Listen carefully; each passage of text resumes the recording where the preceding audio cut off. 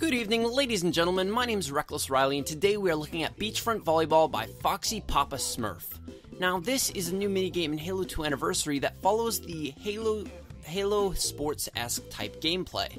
Now, this is to say that it follows a competitive sports game type that follows a team-based system that kind of follows the Halo basketball, Halo hockey, or Griffball. And it's similar to those because obviously it's team options and how you have to work together, but also that it has that same gameplay that's easy to learn, hard to master. Now, this is very similar to the volleyballs that were on Halo 4 because it does mainly the same things. You have to get the ball, throw it over to the other side, and then if it hits the ground on the other side, you will get a point. Now, he does it a little bit differently here that actually very much changes the game. It makes it much more inclusive of everybody else, and in general, it speeds up the gameplay.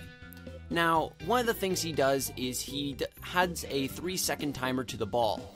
Now, originally there was a timer on the ball because obviously you needed to throw it, but he has made it to 3 seconds, which is a very, very small amount of time. The second you get that ball, almost instantly, there is a red light saying that this is about to explode, and if you don't throw it, then you are going to die.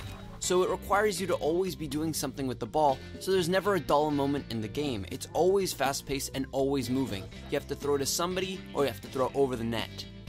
The second thing that he does is very applicable to the first thing.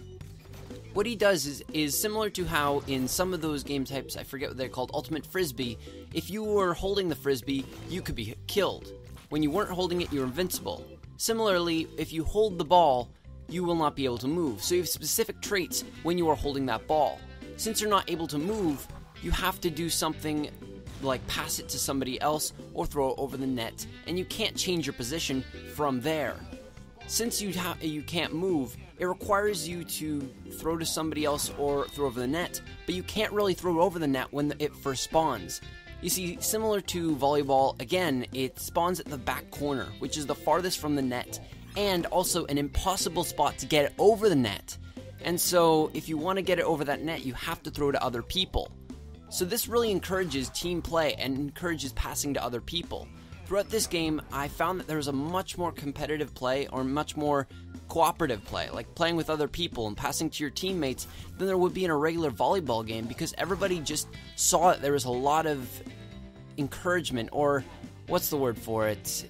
There was just a lot more benefits to throwing to somebody else because you're able to change exactly where the ball was going to be, and you're able to get it closer to the net. Maybe try spiking it.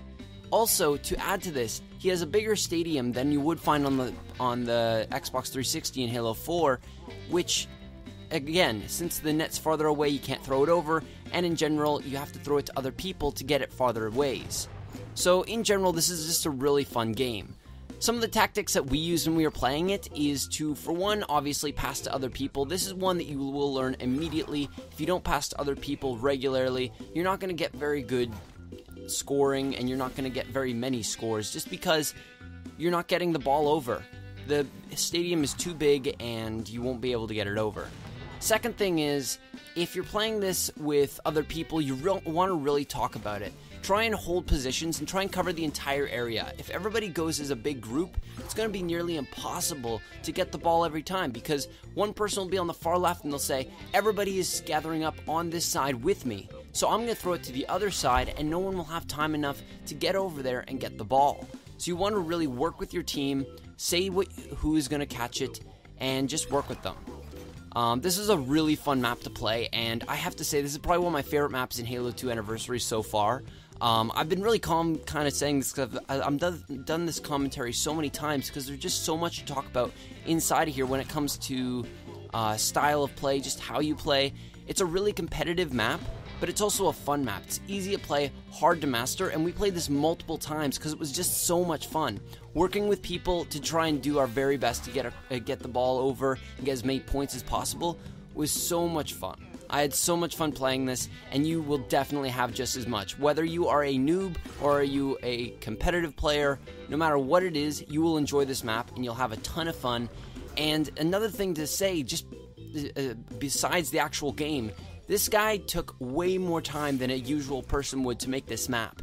This map has the most beautiful scenery I've seen in any map.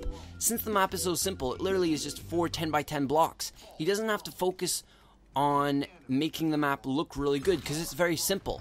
So what he can do is he just looks out over the horizon, sees all this open water area, and he adds mountains, he adds trees, he adds a sunken boat that has beams poking out of it. He adds a ton of stuff. He adds rock arches, he makes his own custom arches, and in general just makes this map look beautiful. This is the best scenery I've ever seen in any map, and it's a mini game, which is extremely surprising.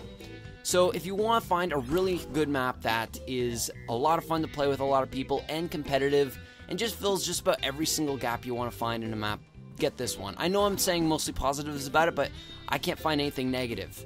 It's a really great map, and you will definitely enjoy this.